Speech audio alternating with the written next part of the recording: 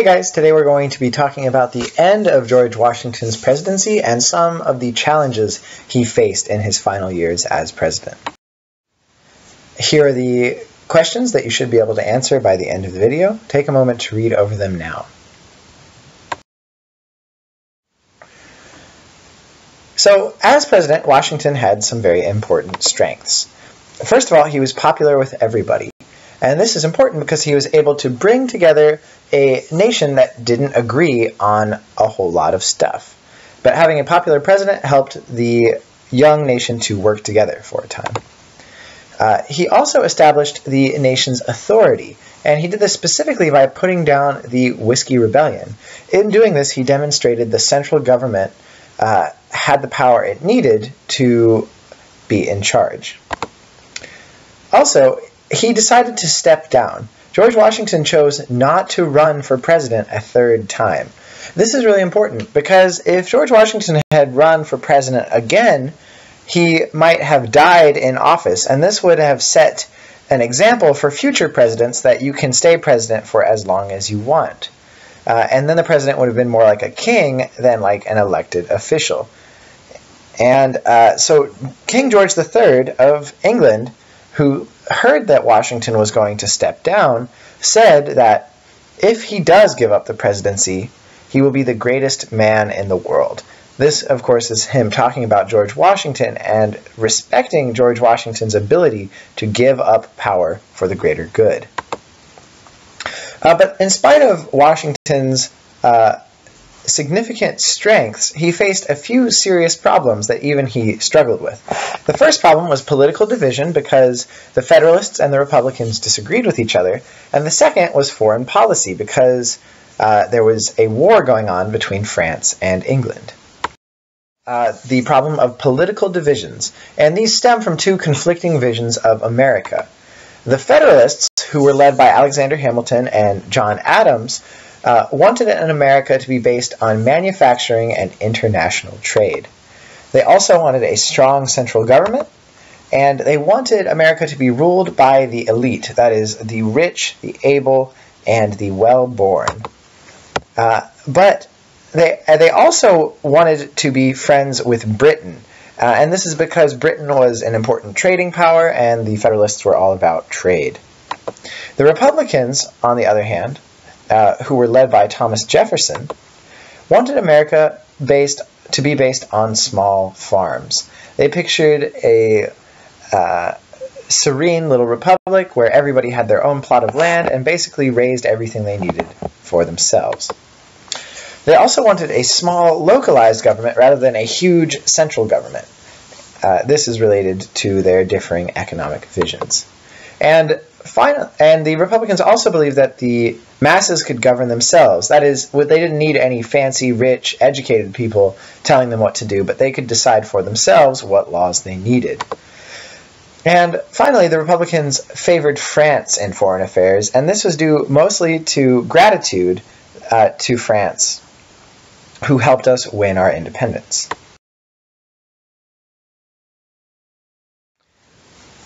But these two groups are unable to overcome their disagreement about things, and what we see is the emergence of a two-party system. Let's look at how this happens.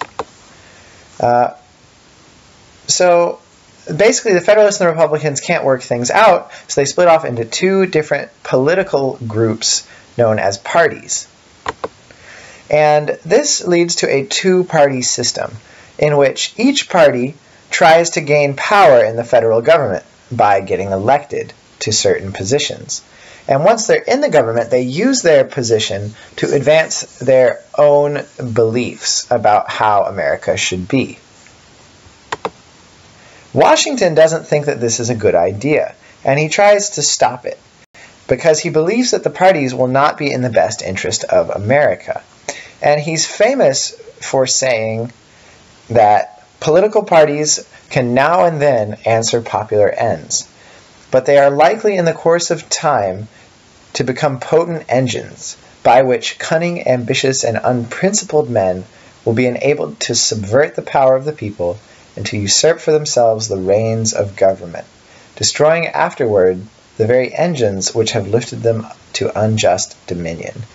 Basically, what Washington means when he says that is that the parties will act like they're doing what's good for the people, but really what they will become is tools in the hands of sneaky men who just want to be rich and powerful and don't really care how they get there. I think it's worth thinking about Washington's quote and about how political parties work in our own society today. Are they really for the good of the nation, or are they just good for the politicians who happen to run them? But so anyway, in spite of George Washington's authority, he cannot bridge the divide, and the two-party system goes into effect. And the next election that happens after he steps down takes place between the two parties, where the Federalists and the Republicans compete for control of the federal government. The Federalists win, and John Adams, a Federalist, becomes president in 1797. Washington doesn't really resolve the first problem of political divisions, but there is another problem that he faces and actually resolves. And this is the problem of foreign relations. Who should America be friends with? There are two options, the French and the British, but this is problematic because the French and the British hate each other. So America wants to trade with Britain. Basically, Britain is the richest country in the world, and if you can trade with Britain, you can also become rich. But America is allied with France because France helped them win the war. So you can't really trade with Britain and be allied with France if France and Britain are fighting each other, which is exactly what starts to happen in 1793. And this means that America has to pick a side. Are they going to be friends with the British and trade and become rich, or are they going to back France and keep their word, with their alliance and stuff like that? The Federalists think it's better to help Britain because they care about trade, but the Republicans want to help France both because they're grateful for France's help and because they like the French Revolution, where France starts to put some of America's ideas about liberty into effect, at least for a little while. What does George Washington do? Which side does he pick?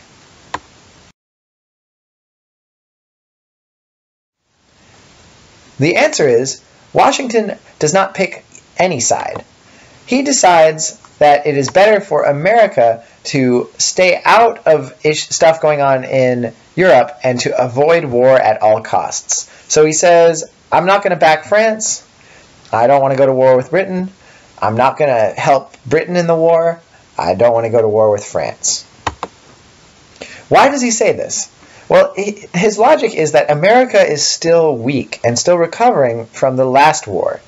And he thinks that America needs time to grow before it starts messing around in Europe.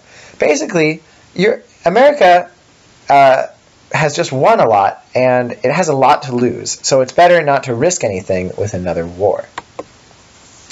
To meet this goal of avoiding war, Washington sends John Jay, and John Jay negotiates the Jay Treaty.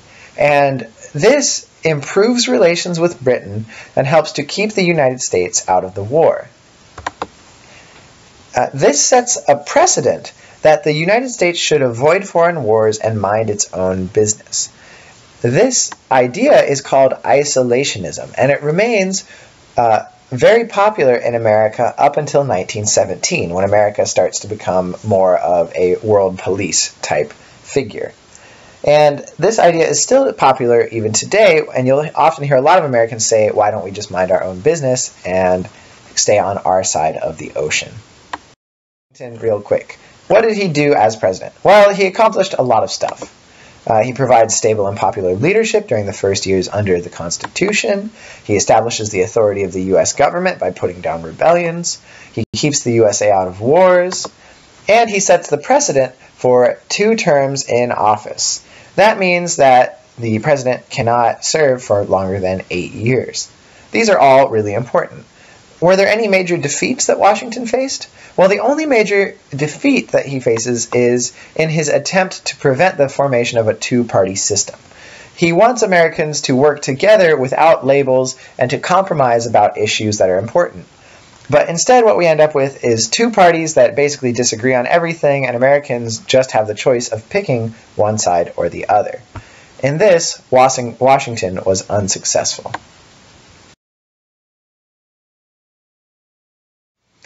Here are the video goals once again. Please read over them and make sure you know the answers to these questions by tomorrow.